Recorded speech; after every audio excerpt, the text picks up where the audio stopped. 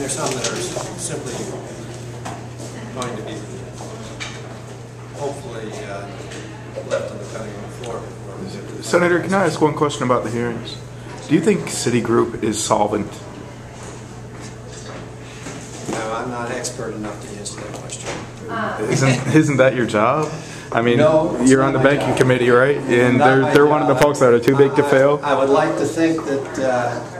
Would you look into it? I mean, we're talking about hundreds of billions of dollars, right? It's not my job to determine whether Citigroup is solvent or not. My job is to have to work on getting a regulatory structure which makes that determination. So do you think we've faced a solvency or a liquidity crisis? I think he's been very.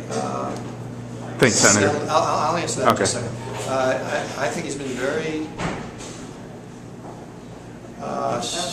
What's the right term? He's been very substantive on core issues of important policy, such as the Fed's role in regulation and the Fed's role in monetary policy relative to the pressure that's coming out of the Congress right now, which I call pandering rampant populism on the issue of taking control over monetary policy. But he's been understated much more than I would have been in dealing with those issues, which is what Fed Chairman always talked about. I'm sorry, I missed your last question. Thank you very much, Senator. Is it a liquidity or a solvency crisis that we're facing as a country when we're talking about institutions that are too big to fail?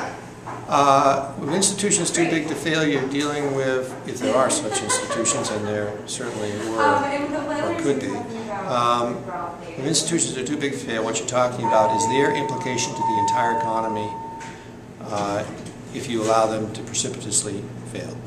And how do you unwind them in a way that doesn't massively impact everybody else on Main Street? Minimize damage, right? Use that word. One last question would be, I'm sorry, it was on, are you concerned about what Bernanke, finding out what Bernanke has done with the $1.2 trillion that he's fighting in court right now, not to reveal who he extended that? I think the Fed has to have certain capacity to make decisions that aren't necessarily as public as $1.2 trillion worth of capacity? Well, interestingly enough, if you understand how that money comes about, that's not necessarily taxpayers' dollars. That's Fed extending liquidity to these companies. But it and when depreciates the dollars in my pocket, right? You put more of them on the market and mine are worth less? If he hadn't done it, you might have had a massive collapse in the economy. And the question is, he has to balance that. He's taken some extraordinary steps.